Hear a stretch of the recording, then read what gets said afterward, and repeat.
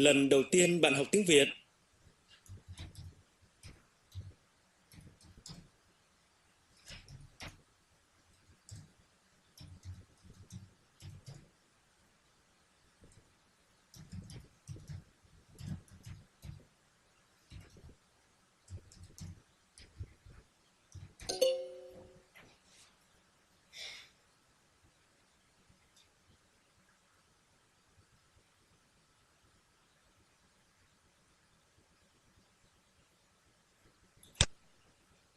Tôi biết ai đưa cho anh ấy cái túi.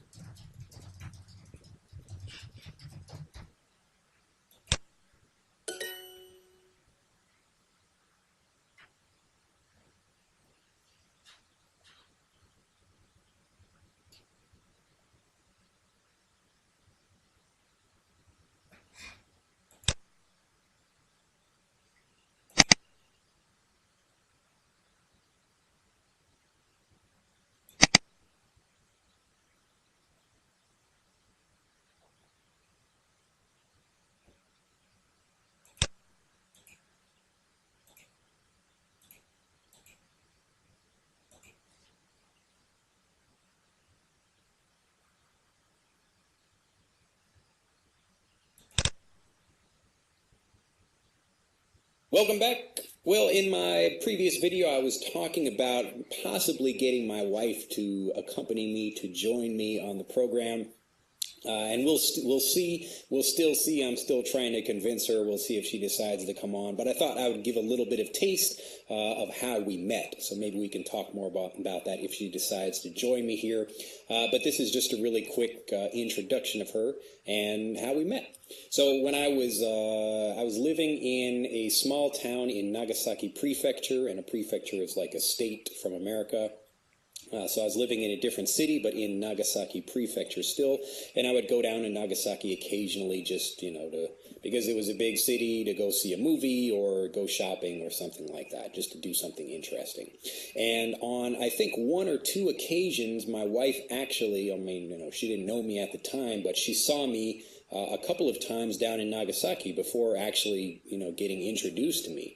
And I think she was sitting the one time she really remembers is when she was sitting in a Starbucks, and it's at a mall called Yume Saito in Nagasaki, Japan, if you're familiar. So you can go there today and see the Starbucks. It's got really big windows, and if you're sitting there, you can look out. There's a fairly large intersection with a few different crosswalks. So she saw me waiting there and crossed the street, probably going into the mall. So she didn't say anything, but she remembers seeing me there before we actually met. So I thought that was pretty cool. So she noticed me first. Yeah. Anyway, so maybe not that long after that, I think this is a couple of months after that, I was opening up a restaurant in Omura with a couple of people, and I was just like helping to design it and, starting to do a little help, serving and other things like that. And she came to the Christmas party that we had there, and I thought that was really interesting. So she had maybe for no reason, but just I don't remember how she knew we were having a Christmas party, but we were advertising it somewhere, and she came with two of her friends that were doing, all three of them, a local radio show. And I remember when we first met, I was talking with her and trying to slyly was there for about Japanese, having some problem like that. I blew it with her. So actually, a couple days.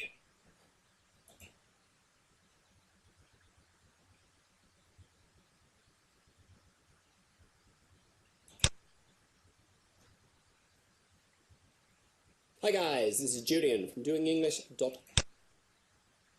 Around that, say it really depends on you and as the person, your actual identity and the way that you behave. And the result is that you kind of end up looking fake, like you're trying too hard, like a bit of a wannabe.